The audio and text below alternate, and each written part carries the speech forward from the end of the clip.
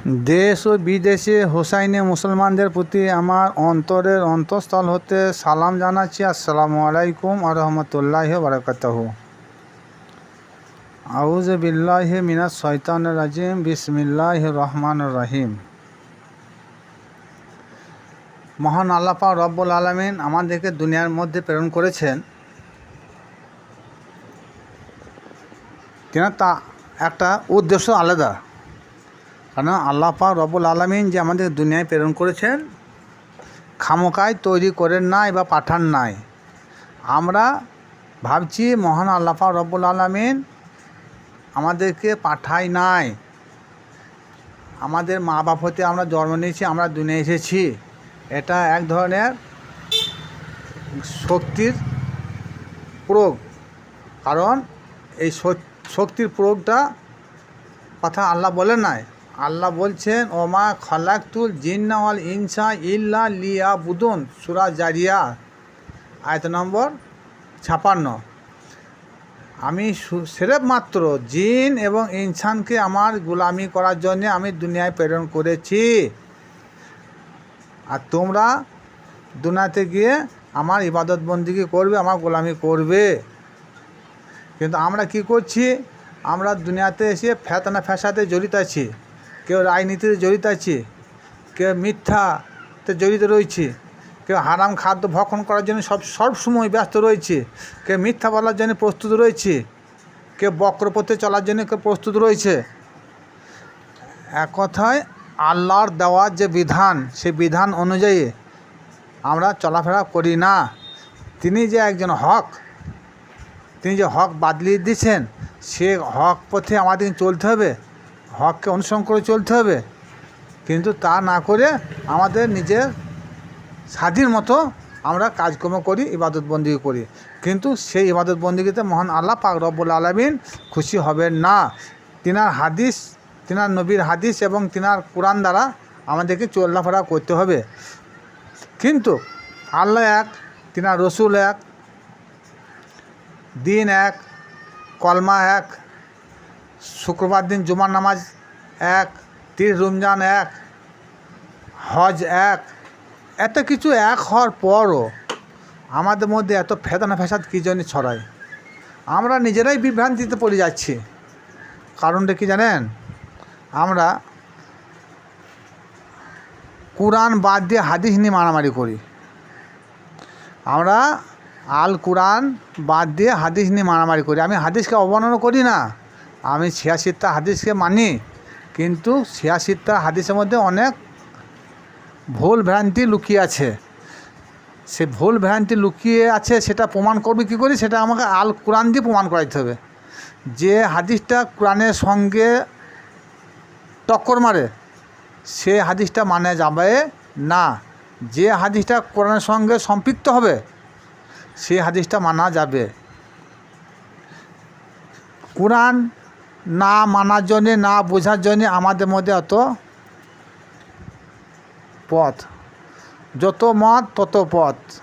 সুতরাং আসুন আমরা সবাই মিলে একসঙ্গে কোরআন বুঝি, কোরআন মানি।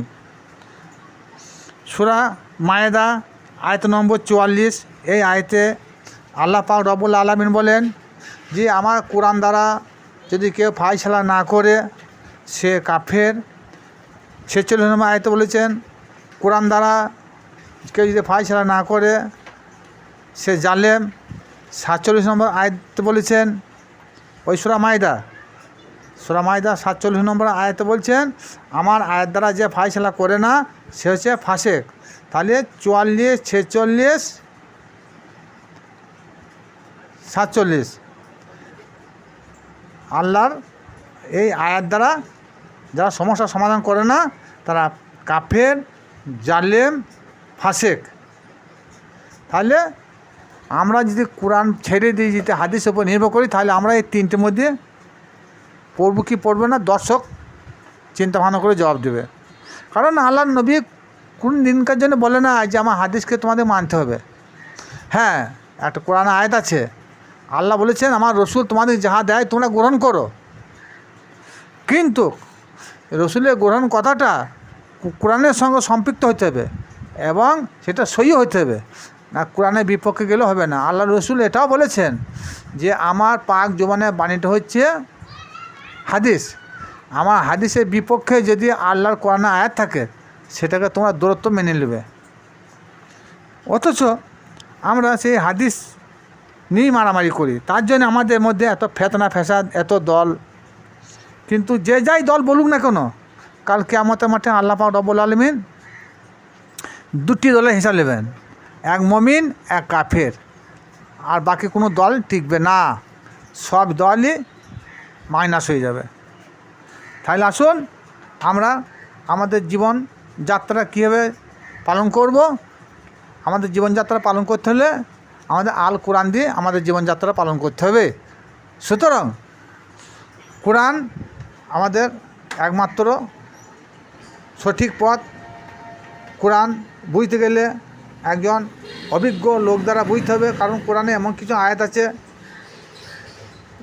বড় বড় মুফাসসির মুহাদ্দিসরাও তেনারা ফাসলা করতে পারেন না, একমাত্র আল্লাহ ওলিরা ছাড়া সেই সমস্যার সমাধান কেউ করে যান নাই। যেমন একটা উদাহরণ দিচ্ছি, সূরা হিজর আয়াত নম্বর 99। এই আয়াতে আল্লাহ বলছেন যে তোমাদের ইয়াকিন হওয়া না পর্যন্ত তোমরা আমার ইবাদত করতে থাকো। সূরা হিজর আয়াত নম্বর 99, ওয়া বুদু রাব্বাকা হাত্তা ইয়াতিয়াকাল ইয়াকিন। তোমরা ইয়াকিন পর্যন্ত যতক্ষণ না পৌঁছেছ ততক্ষণ পর্যন্ত আমার ইবাদত বন্দেগী করতে থাকো। কিন্তু এখন তো বাংলা তফসির খুলুন, দেখুন আল্লাহ পাক রব্বুল আলামিন যা বলেছেন। কিন্তু বর্তমান তফসিরকারকরা মুফাসসিরুল কোরআন যারা বলছেন, তিনারা কি মানে করেছেন আমি বলছি না এখানে, আপনারা কোরআন খুললেই বুঝতে পারবেন। আর যদি ইমাম সাহেবকে জিজ্ঞেস করেন তাও বলবে। কিন্তু আমি কি বলছি দেখুন, ওয়া বুদু রাব্বাকা হাত্তা ইয়াতিয়াকাল ইয়াকিন। ইয়াকিন মানে বিশ্বাস। যতক্ষণ পর্যন্ত তোমরা ইয়াকিনে না পৌঁছেছ ততক্ষণ পর্যন্ত তোমরা আল্লাহর ইবাদত করতে থাকো। এরকম অনেক আয়াত আছে। তারপরে সূরা নিসা আল্লাহ বলছেন তোমরা মদ্যপ অবস্থায়, নিশা মদ্যপ অবস্থায় বলে নাই, বলেছে নিশাগ্রস্ত অবস্থায় তোমরা নামাজের ধারের পাশে যেও না। কিন্তু বর্তমান মুফাসসিরকারকরা লিখেছেন যে মদ খেয়ে নামাজে যেও না, তাহলে কেন ইহা হারাম। এখানে সূরা নিসার এই আয়াতে আল্লাহ পাক রব্বুল আলামিন এই মদ নিশা এই কথা বলেন নাই। নিশা বা মোহ এটা মদ নয়, বলেছে সর্বপ্রকার নেশাই হচ্ছে তোমাদের হারাম। কারণ এখানে মদকে হারাম করে দিয়েছে, কারণ সূরা বাকারায় বলেছে ইহা আছে মদ হচ্ছে ইহা শয়তানের কাজ। মদ, জুয়া, লটারি, তীর এগুলো হচ্ছে শয়তানের কাজ। কিন্তু এখানে এই সূরা নিসার আয়াতে এখানে বলা হয়েছে যে নেশাকে হারাম বলে দিয়েছে। কারণ নেশা বলতে কি, আমি প্রতিদিন গোশ মাছ ছাড়া ভাত খাই না, এটা আমার একটা নেশা। একটা মেয়ে ছেলে বৃদ্ধ বয়স হয়ে গেছে, বুড়ি হয়ে গেছে, তাহলে সে রঙিন কাপড় পরা, এটা তো একটা নেশা। একটা লোক প্রতিদিন সন্ধ্যা 7টার সময় কিরণমালে দেখবে, এটা তার একটা নেশা।